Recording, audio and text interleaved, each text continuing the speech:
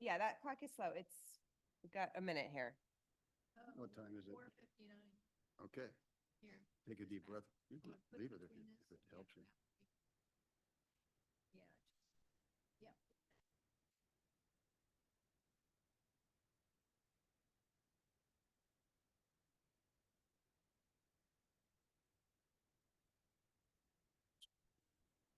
I know Jody Wolcott, really sweet lady. Very active in the community. Okay, 5 o'clock. We want to get started. Going to call the design review committee of Monday, September 9th to order. It's starting with the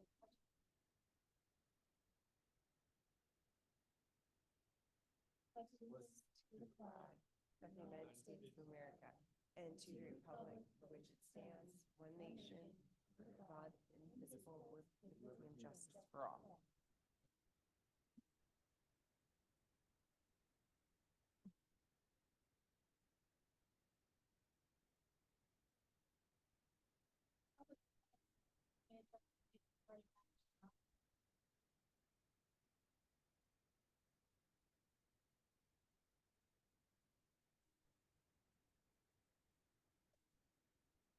Yeah.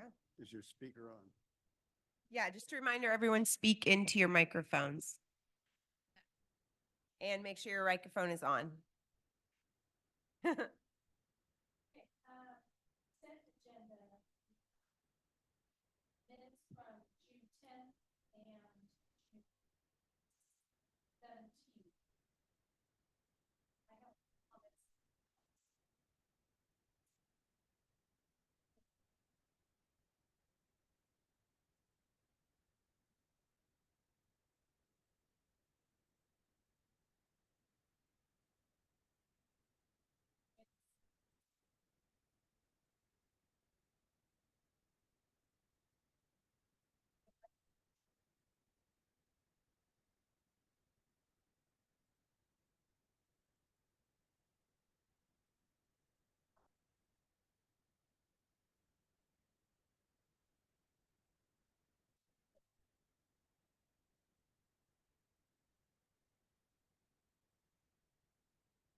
Karen, are you hearing this?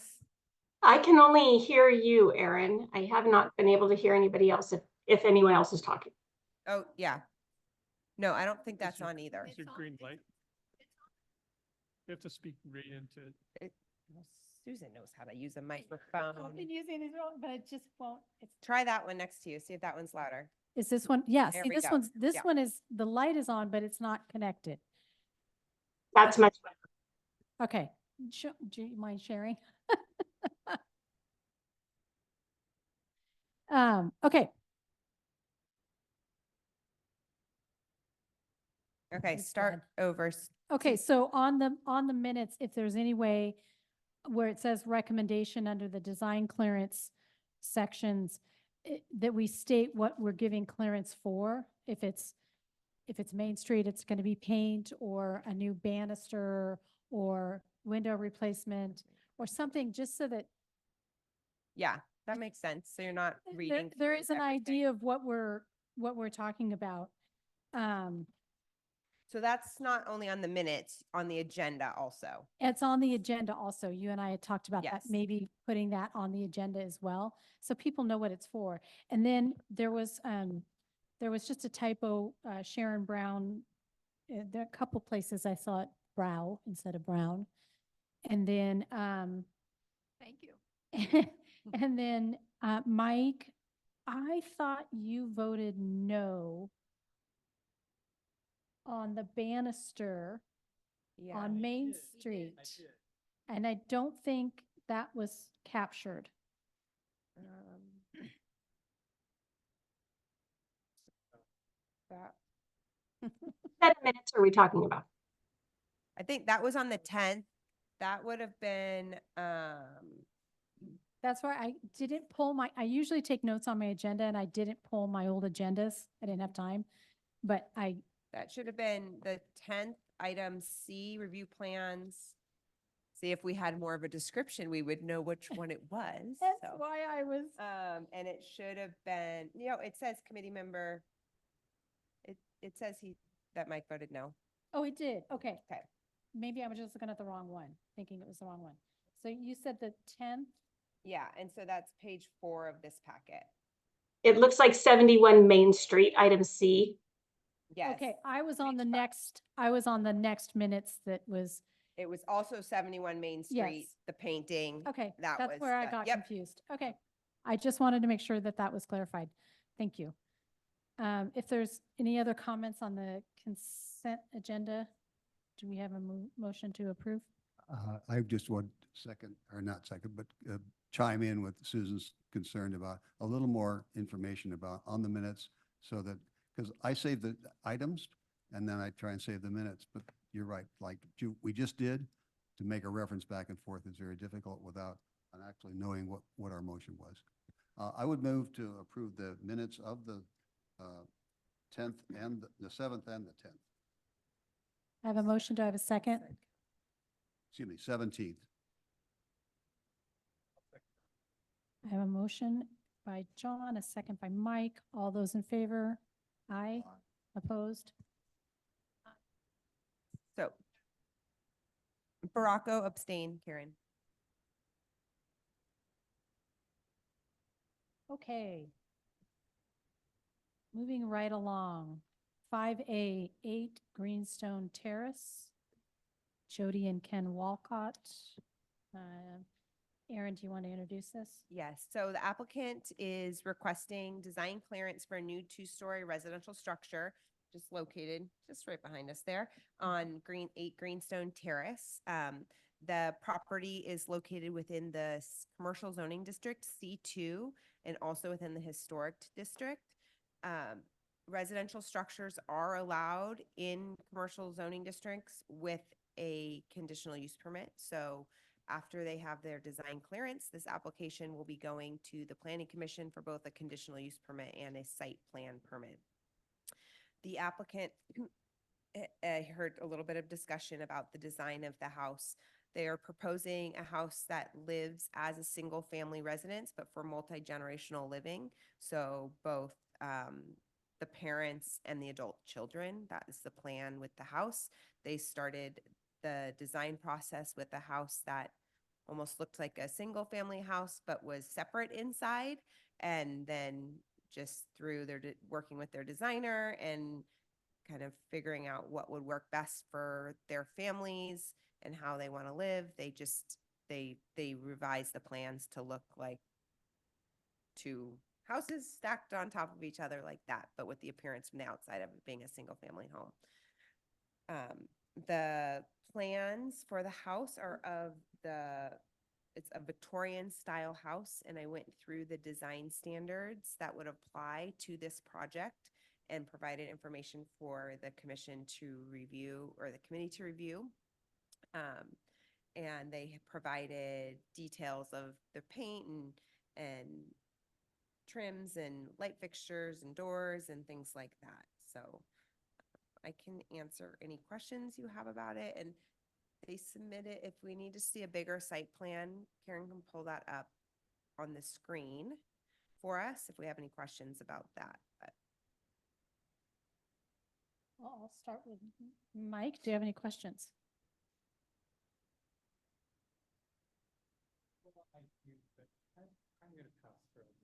Okay. John, do you have any questions? I do. Okay. First of all, I'm glad we actually have a site plan here to get an idea of scale.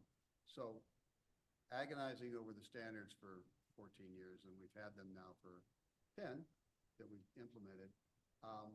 This property, and I took a photo, but I don't know how to interject it, is very iconic in terms of the entrance to Skunk Hollow.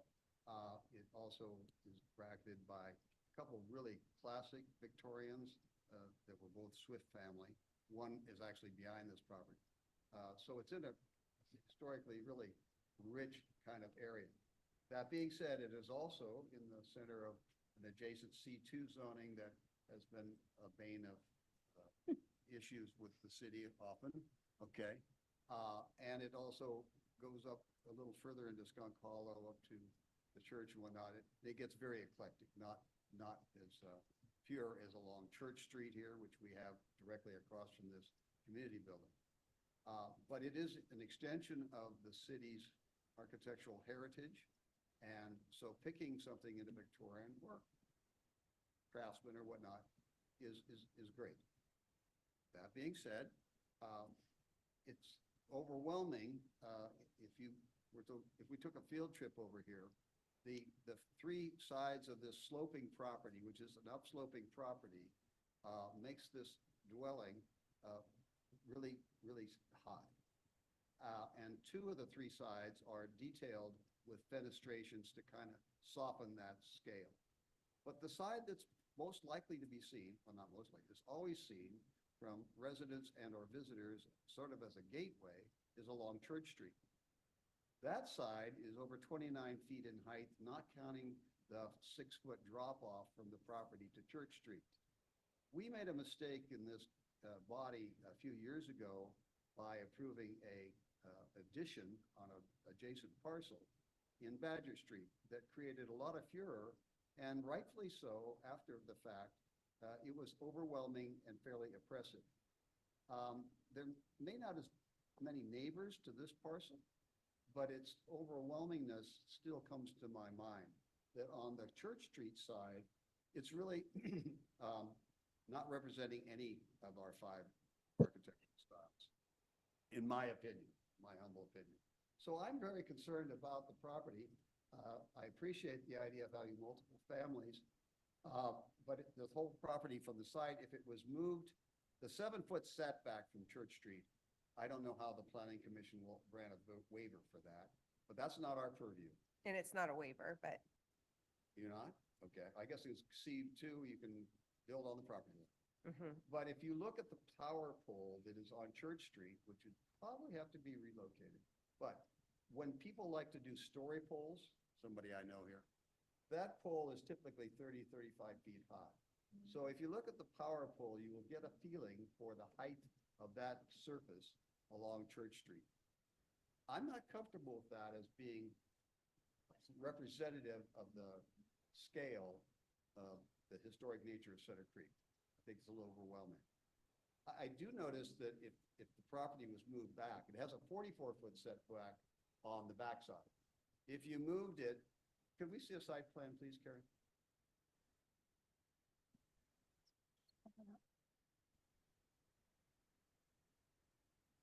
Okay, so you see Church Street, and you see those 5 little green dots. Those are in a 7-foot setback. I'll tell you, not much can be grown landscaping in 7 feet, so that's problematic. But the proximity, there's a power pole in that same area that's 30 some odd feet tall. The building on the front corner is at least 29 or 30 and is elevated. That's a great canvas for a painting like in item 5B, but it bothers me to have it right there on Church Street. If the property was, and I don't want to give a lot of advice, but this property has 2-car garage and spaces for 4 additional parking stalls in the 44-foot setback from the back. If it moved up the hill and back a ways, the heights might not be much different, but they would be a setback greater than 7 feet could be made from Church Street. Okay, it's one of my suggestions. Granted, you wouldn't have space for 7 vehicles, but even with 2 families, if it's a mother-in-law quarters, I'm not sure that isn't doable. So those are 2 of my items of concern. So we had 3 fronts. The elevations of the 3 fronts, 2 of them are very attractive and very indicative of the horizontal materials, the vertical fenestrations, the slopes of the roofs. They all fill the blanks for that Victorian category. But the one wall on Church Street, which seems to be the backside, is actually the most dominant sight that will be seen from anybody, whether you're on the baseball park or going to and from Volcano or whatever. So I'm a little concerned about the overwhelmingness of the scale, but I do like the Walcott's enough that they should be able to have mother-in-law quarters, but Well, it wouldn't overwhelming. matter who the applicant is. it does not matter, but I'm sympathetic for a solution. But I'm not comfortable with this one. Okay, Sharon. Um, John's right, after the mistake on Badger, I'd like to request story poles. Let everyone see exactly how tall that's gonna be. Size and scale is expressly listed in our design standards as a design component, so, Section. mhm. Sandy.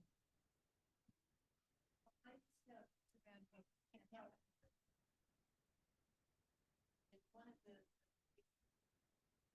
items of physics. And Hmm. the only place I see that they did single,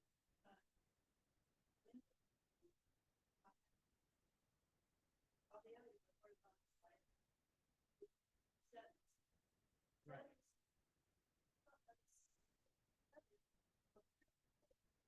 Don't match windows. So there's one focus on. So you. Understand. Visually. Divine. Don't have that. I agree. I I, didn't talk. I agree also. I have some issues with the windows as well. Right. And so that's what I think is. Issue. Of the.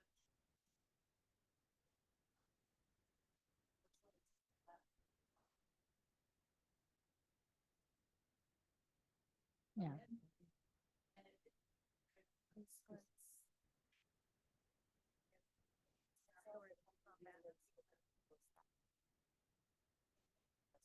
Shutters, like this shutter is not, wide, it would only cover half of it, so. Yeah, I think they're just showing if they're using. Well, the elevation is 29. I mean, it's not like there's 10-foot ceilings on both floors. Right. Mike, you want to chime in now? Well, I mean, I do wonder if there's a way that they should. Can you, into the microphone, especially that, since applicant's not here and they'll probably want to listen back. Oh, I said just because the applicant is not here and then we maybe want them to listen back. I wonder whether, when I look at the drawing, it seems like they're showing, these are set small here, with some product X.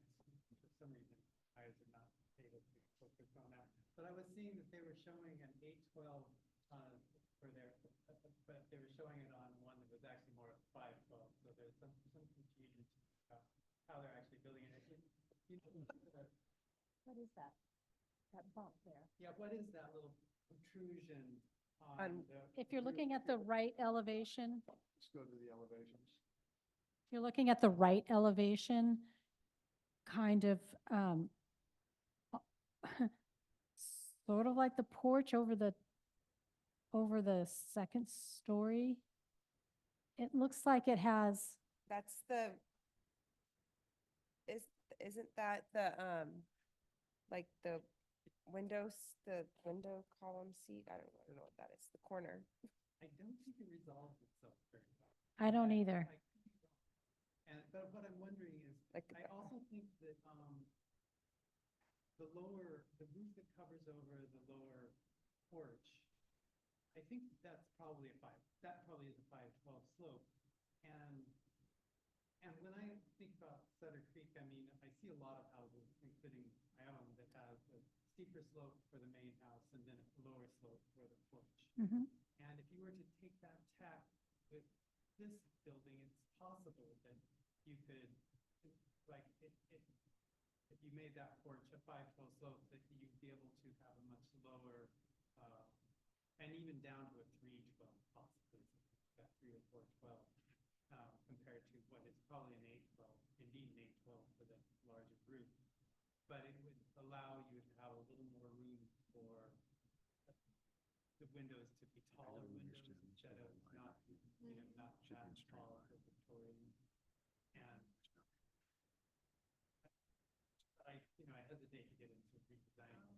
it seems like there might be ways to work within patterns of existing Sutter Creek to push that porch down, and perhaps the upper one as well. It does seem like there's some misunderstanding. I don't know what that bubble is caused by, but I think there's probably ways to fix it. Let me see, I just have that view. And I think that the taller you could make those windows, the better. And in this case, I would probably suggest that yes, they should forego, as cute as they are, as people think they are, holding off the shutters, particularly since they can't possibly work the shutters. So, Victorian is known for lots of funny things, but one of the things is it just doesn't work with any house. But that's those shutters.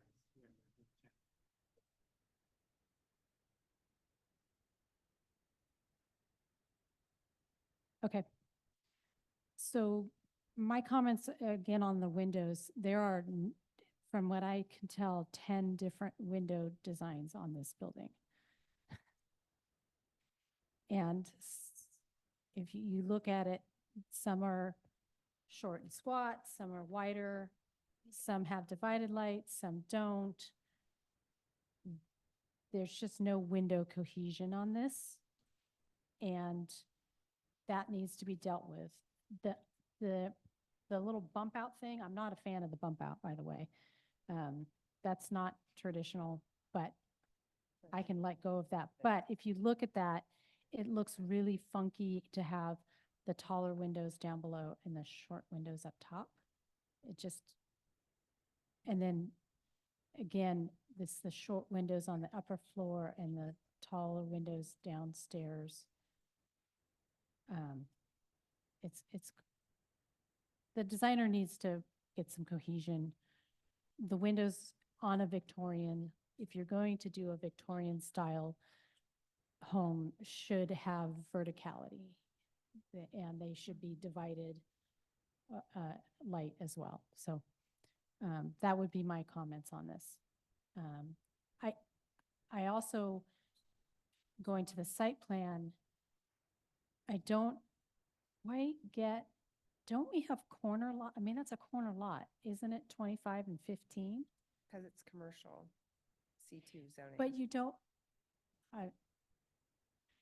I didn't see anywhere in our code that says you apply the zoning standards for the use like that. I know exactly what you're talking about, and I've seen it elsewhere, yeah. but I didn't see it. I would ask the planning commission for interpretation on that, me personally, because I think that that's where you're running into the biggest problem with this site design, is that house is right up on the road. To John's comments, if it was set back, Scale. I mean, it was set back, it would be a lot, it will not be as imposing. in context with adjacent houses. Exactly. If it's a residential use, maybe we have something about context. I don't know. Yeah, and I think you could, go along here and figure out what the average setback is. I know it's a little different because it's actually the side of the house and not the front, but in most places, you wouldn't allow a residence to be that close to the street on a main road. I don't know. I would just leave that up to planning commission interpretation, and if they want to interpret that the residential standards apply, then they're taking that heat Yeah. for that. But I would definitely want to, that's something the zoning code probably should reevaluate for future, just because that's, This is, it's an interesting lot, because what really commercial would you put there? It's hard. yeah. No, I think it's great that they want to do a residence, and I applaud them for their attempt with the design. Yeah. They clearly are trying Mm-hmm. to get there. I think they just need a little help to get there. And you know, the big 2.5-story buildings that are 5 to 10 feet off of Main Street, you know, those feel very imposing, but that's okay because it's the Main Street downtown and it's the commercial. When you get to the houses on Main Street, which I think are also, some of those are also zone commercial, I believe, they're all set back further. I think we can make the argument pretty well. When I say we, I think the planning commission could make the argument pretty well that it needs to be further back from the road.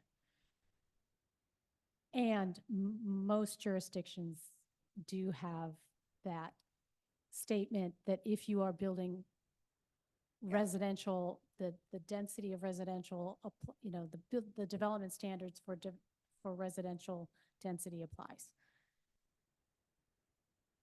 It's just something that's not in yours. Yeah. I get I understand what you're saying. Okay, Because I looked for that too. I'm sure you did. Like the first thing. So, you know, we have options here. I can accept a motion to approve as, And sorry, to design. interrupt, now thinking about it, maybe because it requires a CUP, that's the code's way of giving that to the planning Maybe. commission, giving that authority to the planning commission. so to you can say, have like, it as a condition of approval. Yeah, saying, yeah, you can have this use in this zone. Our condition is it meets residential setbacks. Yeah, which is not unrealistic. And if they want to argue that, but you could, and you can demonstrate the distance from all these houses along here.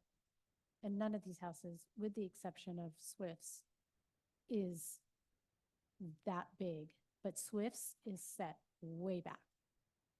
That's Okay. the big white one here. Yeah. So Rather we have than- 3 options. I can entertain a motion to approve and a motion to deny or direct staff to work with the applicant and bring back an application. And if you could include maybe your top recommendations in any motion. So Okay. I feel like you guys are pretty aligned. These are the notes I have. So the back elevation and the scale along Church Street, story poles, that the shutters and windows, both that there's too many styles of windows and that the shutters are just purely decorative and then are too small for the Yeah. windows because they just appear to be decorative. Or be more accurate. Yeah. Yeah. so Be either actually, large enough so that you could cover the window. yeah, I mean, that's what those are intended, That's what that they're the size and scale is supposed to be commensurate to the window size and scale. Yes. It may be, and that would be one way to do it. It could also be that you just leave off the shutters. Yes. And you increase the size of the windows and you start looking at other ways to make windows feel more like. Yeah. Which would be, as it says in the design standards, that Victorians usually are taller, skinnier, you know, vertical windows and proportions. Probably on this big elevation to the street, giving it another few feet is probably it's a great idea. But it probably also would help if there was an organizational structure to that sidewall. You know, I mean, the other side may not be perfect either, but it's especially important on such a simple wall that has so many things going on, and none of it's strong enough ideas themselves that try to pull I mean, together. On that wall alone is 1, 2, 3, 4, 5. And you can see the bump out windows, 6 different window And you types. can kind of The back. stop with, well, that's the bathroom, that's the. And that's kitchen. fi- Oh, yeah, yeah. yeah, that is, sorry. That's But fine. There's no vertical relationship between them. Right. As you look. Let, Right. There's no balance. There's no balance. if I may, Yes. if I may, for the record, just read from the extracted part that deals with Victorian fenestrations, doors and windows. Our windows are rectangular in shape, taller than wider. Doors and window surrounds are generally simple without decoration, although folk Victorian examples sometimes have simple pediments above. Queen Anne's frequently have detailed windows which may have large panes of glass bounded by smaller panes. Okay, we don't see any of those. So the horizontal is much wider than the vertical, which is the opposite of Victorian. There is no divisions in any of the windows represented. Granted, it's a little hard when you're doing over showers and stuff like that, Yeah. but that being said, doors are often decorative, and I think they do fine by their entry doors, okay? But that's the section in 3.0 for Victorian. Yep. That we talk about fenestrations, okay?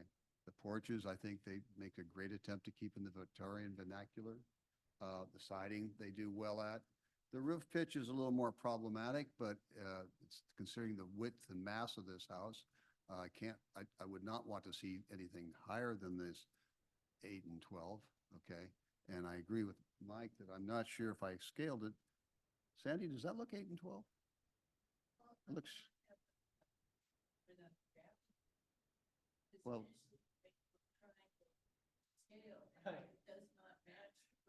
okay. The pitch is off from what it is. It's just Well, it's not entirely eight. wrong. There's not a one thing that's right about that Okay. part.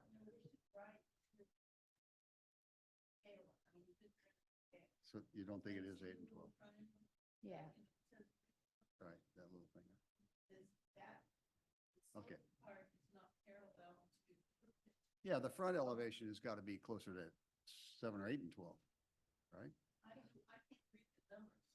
Oh, I can't. I can't. It's, they say 812. The illustration is not. To the, right, to the roof. The illustration Right. is- So it actually does look like that roof could be up to 812, but it may not be. It may only be 7 or 6, but yes, but the pitch, it's a different pitch. And I would, again, for reference, go back to our general design standards with 2.2.1, where we're trying to make architectural character, style, and scale of neighboring structures. Okay, I know it's hard to do, especially since it's been zone C2, which would really be different. Oh, I'm sorry. And that, I lost it. Okay. Okay, land use and site organization of the neighboring properties. Okay, this is a compromising mix from C2 to R. But the rest of Skunk Hollow is a more lower scale. And if you did take out that large parking and intrude into the 44-foot setback, you could almost ask the designers to conceive of a 1 or 1.5 story where you could have 2 different dwelling units for mother and I still mean, meet some of that. you could do dormers, do And do dormers to add space. So we're feeding a lot of stuff to you, Aaron. I know it's going to be hard for Karen to make up the feedback to the applicant. I don't know how to consolidate it, except maybe ask Susan when you're done, okay, to review the commentary. I would trust her judgment to. Well, cover- I mean, the minutes are not, there's not much information in minutes. right. No, this is They more, still have to listen, the applicant will need to listen to the recording. But we should be able to do a Cliff Note version of our comments so that it's more clear direction to the applicant. Yes. So I was going to report back on the things I mentioned. to yeah, and I them. think you've captured. Yeah. The gist of it. And John, you mentioned you knew the applicant. Maybe you could also provide her with the Cliff Notes if you, Not sure I know her that well, oh, okay. not in this position. Okay. Okay, so we're going to provide, I'm getting consensus to provide direction to staff to work with the applicant to resubmit. Yeah. Okay. Ma- ma-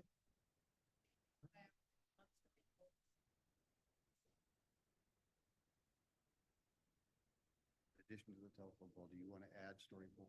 Yeah. Have you guys required story polls before? Yes, we Oh, did. that's a good idea too. So let's think We can about do- this.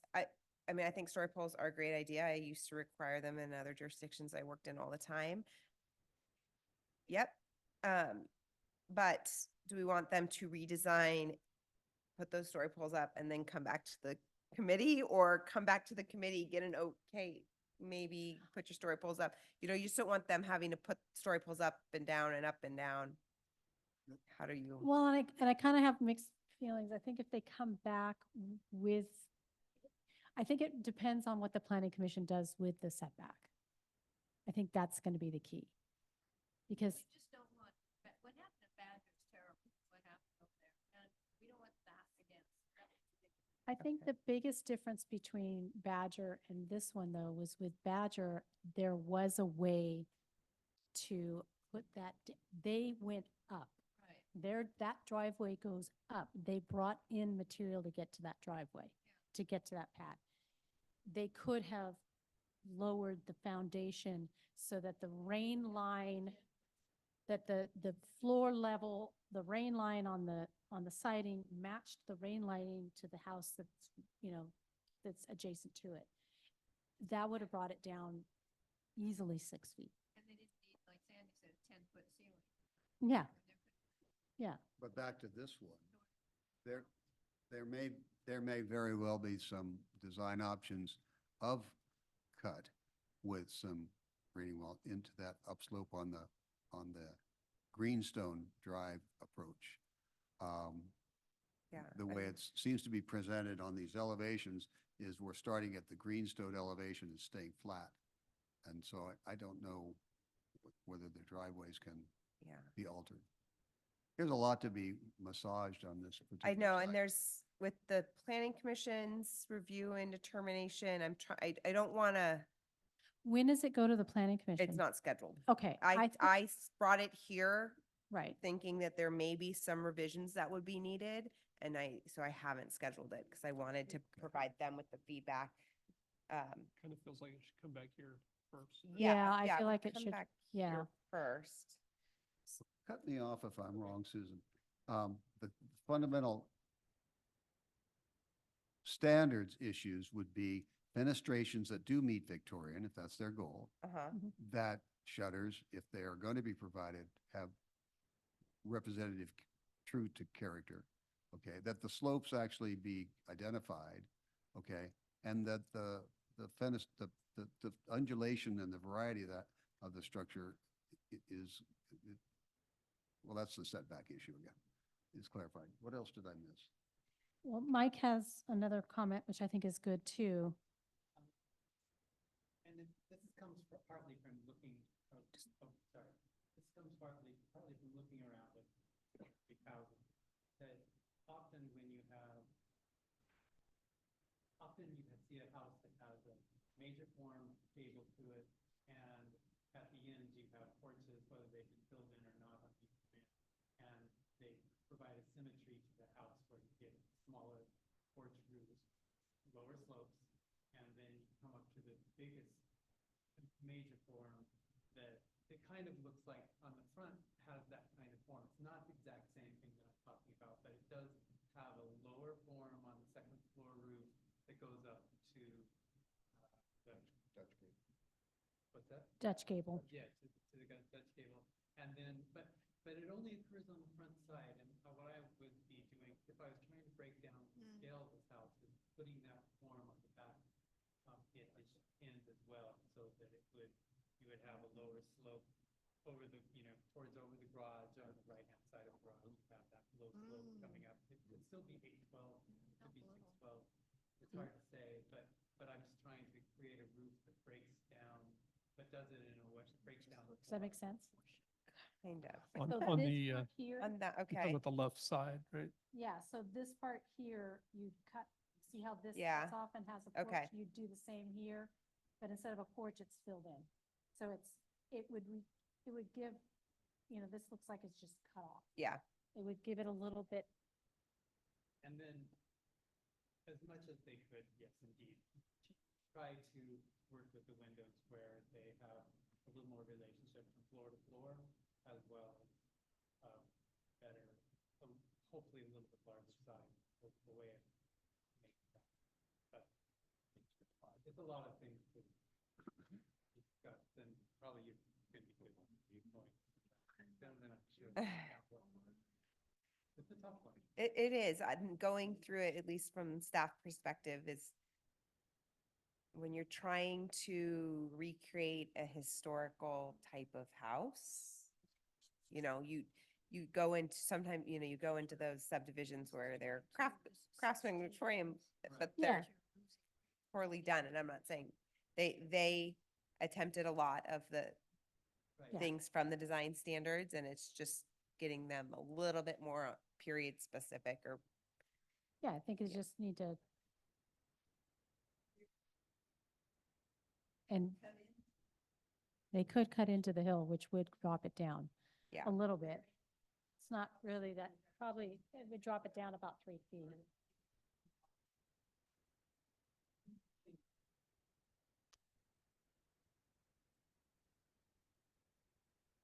okay, so. May have drainage issues or. So I will bring this information to the applicant and see what they can come up with. I will also, I'm gonna really emphasize the bulk and the mass comment, setbacks, things like that, so that even, so it doesn't get to planning commission and planning commission say, yeah, it looks nice, but move it 10 feet, or so they're not just in a redesign cycle forever. You want them to vote on? Yeah, I'll let submitting? Susan, I'm just, I don't emphasize, that 44-foot setback is a lot of usable land, and it's the widest part of the site. I'm sorry. The 44-foot setback portion of the site is the widest part of the site, has the most flexibility to do design things with, right? Would you say that's true? The Okay. long skinny strip, I mean, it's not that skinny. The one that joins up to the next house, where Right. they actually have a gate that opens right in the center of all of that. Yeah, well- If you've noticed, it would be I drove in this driveway. something that needs sensitively covered, but, or not, but the neighbor with the house behind that probably won't appreciate that edge. But it's a situation where it's still owned by the local person. It's like the front of their house, it's the back of the. Okay, so do you want us to do a motion to direct staff? Okay, so I'll entertain a motion. You don't Um, have to recite everything, I okay. think. I make a motion that we respectfully ask the applicant to resubmit after discussions about setback and attention to some of the Victorian detailing and the story poles be used once they get the setbacks affirmed. And then we get a chance to discuss with them and have it reapplied. so I'm not understanding when you want the story polls then. I would hold off on story polls personally I agree. until they do a redesign. Because I think if they do a redesign and it's set back and it's a little bit lower and they've done what they can do, I don't think we can deny it because it's, Well, it's not just that. It's also the fact that it, like over Badger, that it lets everyone else see how big this is gonna be. And if we had done it over there, I think we would got to, they would have okay. come pounding in City Hall. So for me, story polls have always been, like Aaron has seen them numerous times in the Bay Area. It tells the outside world what this is gonna look Right. like. I And know, that's more and we important. did it on the Gordon's house, so. But I agree that, Let let's them- wait and see and what they Okay. do, and based on that. So, Yeah. second round, story Yeah. polls. And do we know why they're not here by any chance, or? Okay, Okay, Well- so I have a motion by John. Do I have a second? second, Second by Sharon. All those in favor? aye. Aye. Opposed? Okay, motion carries to not take action tonight, but to direct staff to work with the applicant on those design issues Bring it back. and bring it back. Okay, moving on, 5B, 53 Main Street, Hotel Sutter. This is for the mural on the side of the building. Aaron, do you have anything to add? Yeah, no, I don't really have anything to add. It's about 8 feet by 9 feet, a mural on the side of the building that the Art Council is proposing.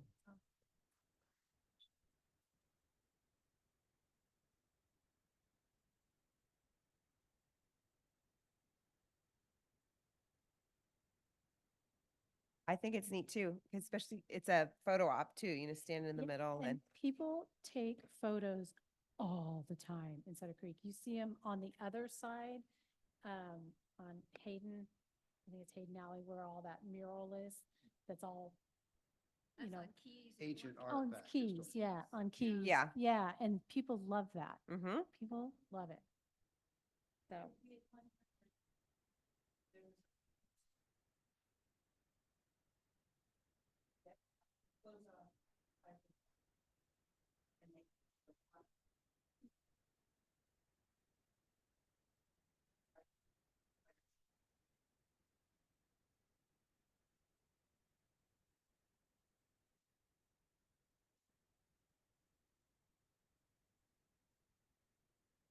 Yeah, I like the colors that they used in this. I think it's subtle enough that it's not gonna be like, oh my God, you know, I have hunt in your face. one thing to bring up. This, which I agree with, is pretty cool.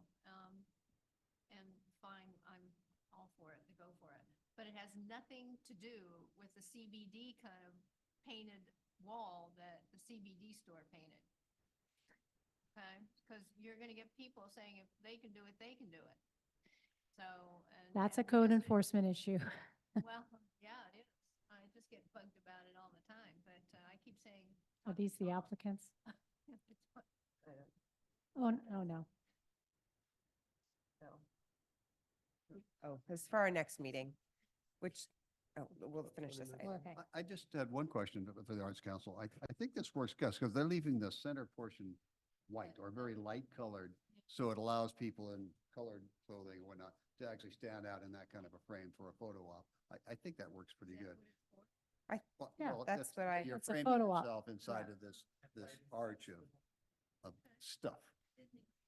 Well, yeah, I don't want to ever use that phrase, but I hope it just is a neutral, doesn't have to be as stark white as this paper is all I'm saying. But the other earth tones, I think, great from a photographer standpoint. It's a shaded area almost all day, and I think it's a great location. Thanks to the Arts Council for thinking about it. Okay, I would move to approve this application of an 8x9 mural on the side of that address to move forward for, I guess, permitting. Yeah.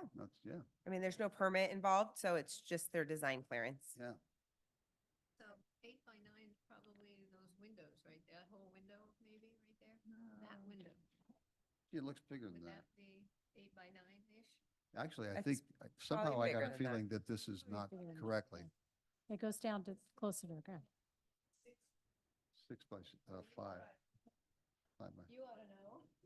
You know, I have to, let me back up a second. If the stop sign is where the stop sign is at, I'm thinking this is taller than 8 feet. Yeah. the stop Now, I sign's don't have up any there. objection to whatever it really is scaled at, but it says 8x9. I'm looking at it, and I'm thinking there's something like that, yeah. Yeah. And I'm not, But they I just made. I it don't know just- that they need to come back for a reset if in fact it's larger within reason than 8x9. Right, because it's kind of hemmed in by a pipe that's outside the wall there, and so it's not getting yeah. any bigger. It shows the stop sign, you're right, yeah. Okay, well, I have a motion by John and a second by Sandy. Any other questions or comments? All those in favor? Aye, opposed? Motion carries 5-0. So, well, we had one more thing on the agenda, a quick training, but we also have a planning commission meeting in 10 minutes. So, I can run through it really, really, really quick, or we could put it off until next month. We have a quick training about the roles and responsibilities of the design review committee members. So I can either run through it really, really quickly, like in 5 minutes. Is that new? It's just something that we as staff wanted to, we're doing it at planning commission tonight also. Go for it. How do we you know. run through it? Yeah. Okay, so I'll just run through it real quick. I'll let Karen catch up with me with the slides. So, we are just using this as an opportunity to, like I said, run through the roles and responsibility of DRC members. And we're doing the same in the planning commission. So as a reminder, you've all been appointed by the city council, that this is an advisory committee versus like a policy commit, like the city council makes policies. Your role is to advise them and the planning commission on things and advise on certain types of policies like design standards. A majority of your projects that you, Susan, stop giving me that look. The projects that you are working on are obviously design related, and they would be recommendations to the planning commission. Today was a great example of that, even though it's not ready to go to the planning commission yet, but your recommendations are then incorporated into my reports to the planning commission on certain projects. You're making quasi judicial actions, you're in approving design clearances. that when you review a project, you're making sure it's consistent with the design standards and that you're making the necessary findings to approve or deny. Again, the design standards are not exactly like the municipal code with their findings, but there are findings in there that you review, and you guys are all good at touching on those and being very familiar what's within the design standards, especially since some of you helped to write them. So we appreciate your institutional knowledge here. Karen, can you make it full screen? So some of the traits that make you a successful design review committee member is that your knowledge of the community. So I have no idea what happened on Badger Street. So I'm happy you guys all know what happened in these types of projects and your understanding of not only the history of Sutter Creek, but historical significance of certain houses and buildings in Sutter Creek. I mean, without that knowledge, a lot could be lost, and poorly designed buildings could start infilling the city and ruining the charm of it. So, again, being open-minded to listen to new ideas and to see strengths and weaknesses in proposals. Tonight was such a great example of that. You did acknowledge strengths of that proposal and then where they could make improvements. So, to continue to make the process fair for all. Again, with a small community, you you probably know the majority of the applicants. And so making sure everyone has a fair shake at what they are presenting to the committee. Next slide. So I never have an issue with the committee being prepared, and that makes it, the meetings will run more smoothly. And you all take your time to understand the design standards, the sites, and the projects, and are all good at asking questions beforehand if you come across questions that you might have. We've kind of gone over your commission, the perspective, working with staff. I don't even, you guys are, I mean, you know how to get in touch with me if you need to talk to me. Okay. Yes. No, I think it's good. Yes. I mean, this is an experienced with the exception of,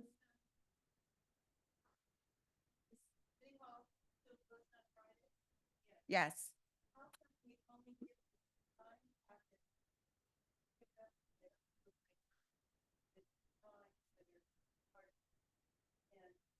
There are people here on Friday. Oh, there are people there. They're working, so like we try to get the packets out a week ahead of time.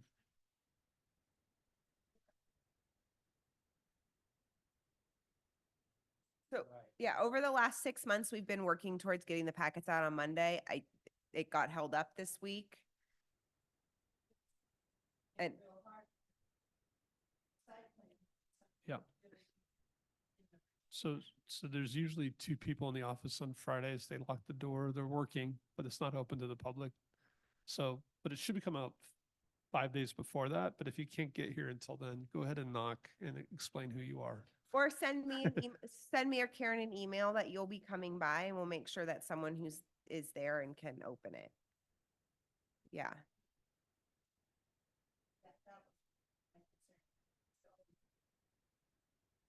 Yeah, so we are like I said, working to get them earlier, because I'm just thinking of planning commission and like Broad Meadows, and here's your packet of 300 pieces of paper, and pick it up Friday night and be ready to go Monday doesn't work. It's not fair to anyone. So we are working on that. Yeah. Yeah. Well, here, Susan, you were going to say something about. I was just going to say, I appreciate you guys doing the roles and responsibilities. I think it's always good to remind, even though the 4 of us are veterans, we do have a really good rookie. But so I think it is a good thing to present on a regular, basis. Just a little reminder. I think there's nothing wrong with that. So with that, and Sandy, did you have any house clean? You had something? Okay. Yeah. No, yeah. All right. Well, with that, it's 5:55 and I'm going to adjourn this meeting. Thank you.